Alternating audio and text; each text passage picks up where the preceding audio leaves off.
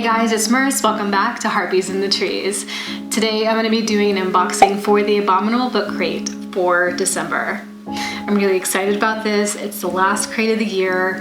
I always look forward to doing this unboxing. It is my only book subscription crate at the moment. I do have one other subscription, which is for the Witch Casket in the UK, and it's pretty cool. It comes with, actually I got this candle holder and this candle. It comes with a bunch of stuff like tea and pins and spells and stuff. It's pretty cool. I really like it. But this is the only subscription I get for books, so I am just always really excited to see what's going to be in here. And if you know anything about Abominable, they give you one new release and one used book, and the used book is cool because everyone's getting a different book, so that's awesome. So let's get started. As usual, I have my ceremonial jade unboxing knife. It's going to give me that really nice pop that I like. Nice pop. Ooh. So let's take a look here.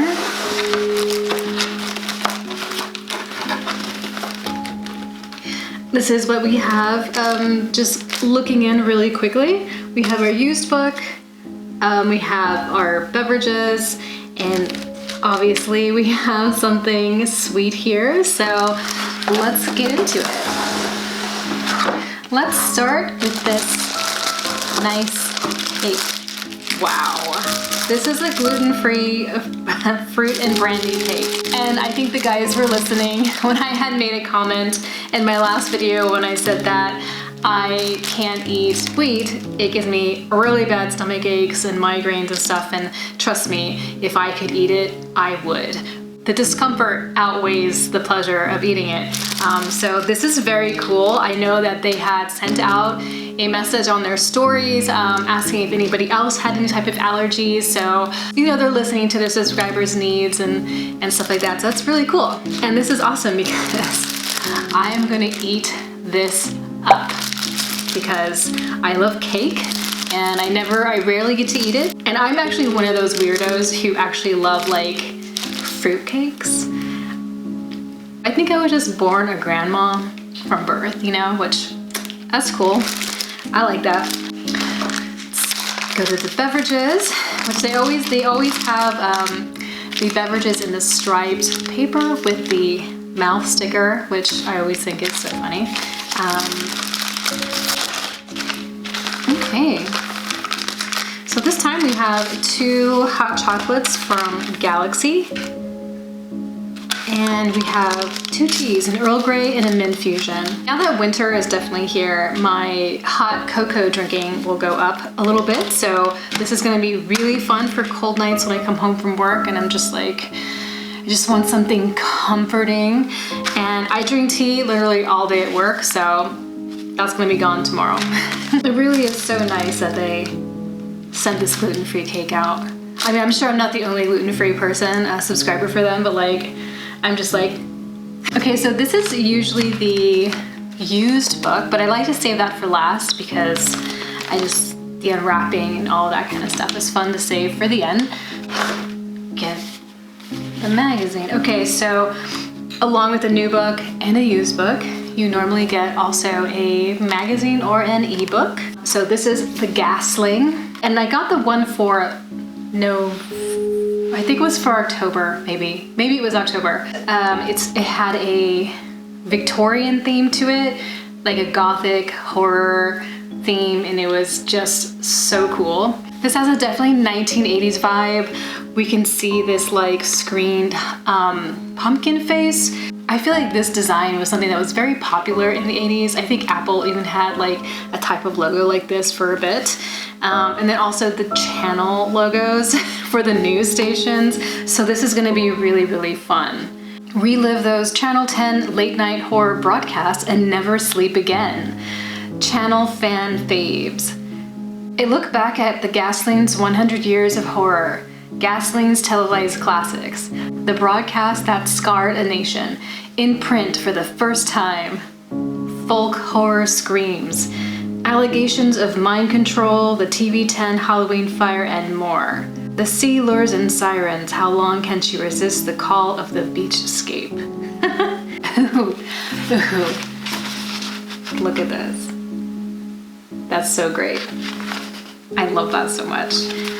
Oh man, I love that. I mean, this is only my second Ghastly magazine, and I don't know if they do constant themes every month or so, but I love that they completely just go into it 100%. And as a designer myself, like, I really, really appreciate that. Wow.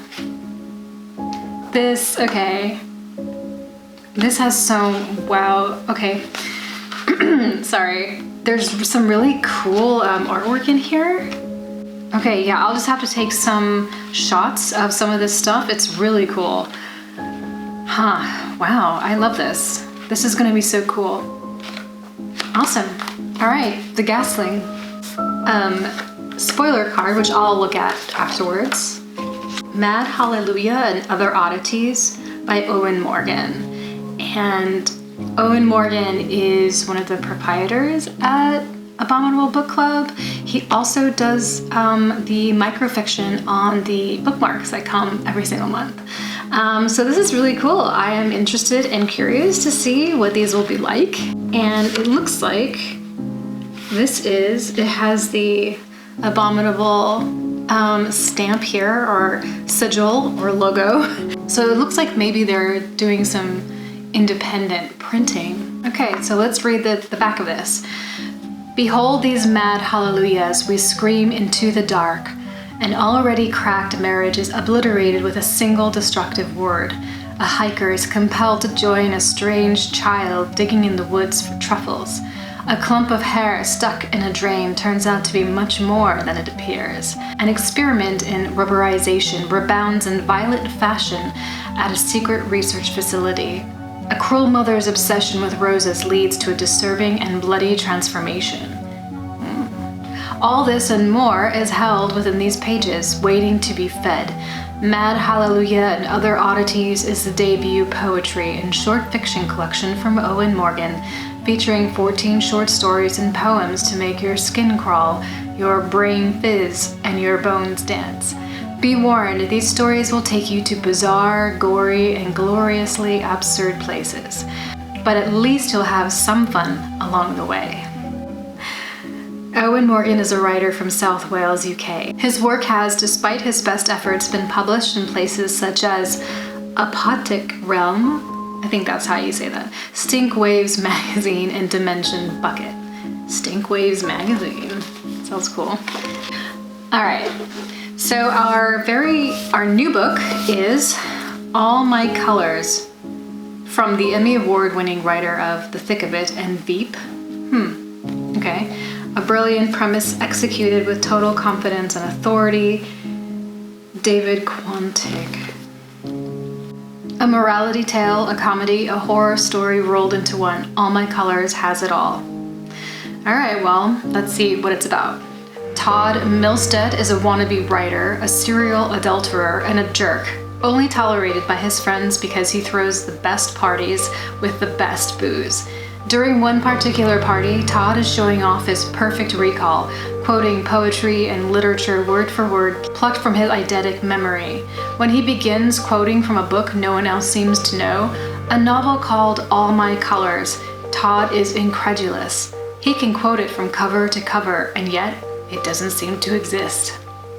With a looming divorce and mounting financial worries, Todd finally tries to write a novel with the vague idea of making money from his talent. The only problem is he can't write, but the book, All My Colors, is there in his head. Todd makes a decision. He will write this book that nobody but him can remember. After all, if nobody's heard of it, how can he get into trouble?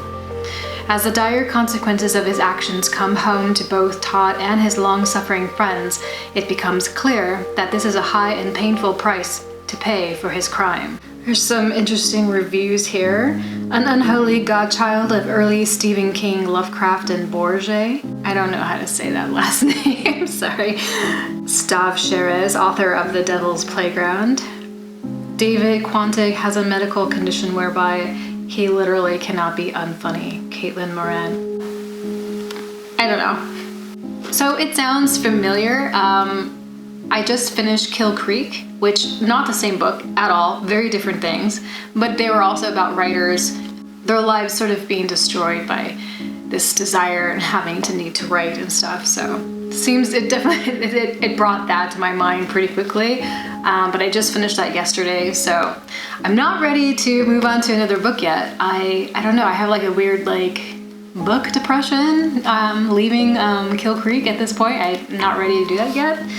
But I think that, you know, all my colors, it will really depend on just the style of writing and probably just, yeah, it's really gonna depend on that, I think, if it can keep me. All right, let's get to the used book. Here is our Bookmark. They changed styles just recently. Now they have this kind of more like glitchy, like kind of like cyberpunk feel to it, which is pretty nice. On the side it says Bookmark 2 Series 2. At the count of 3, each hooded figure launched their fistfuls of ash into the air. The spell worked, and they watched as the black ash swirled towards the sky, morphing into a brilliant pink cloud. Everyone cheered and clapped until the sky broke in two.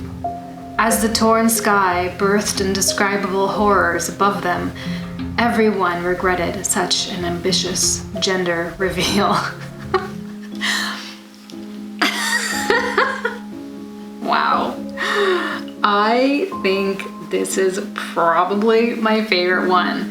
As I was reading it, I was thinking of the Night of the Comet, because one of the environmental designs of that movie is that the sky is red, so everything is red. And so I was sort of thinking about that when I read this, and then when it was like ambitious gender reveal. Wow, that's good.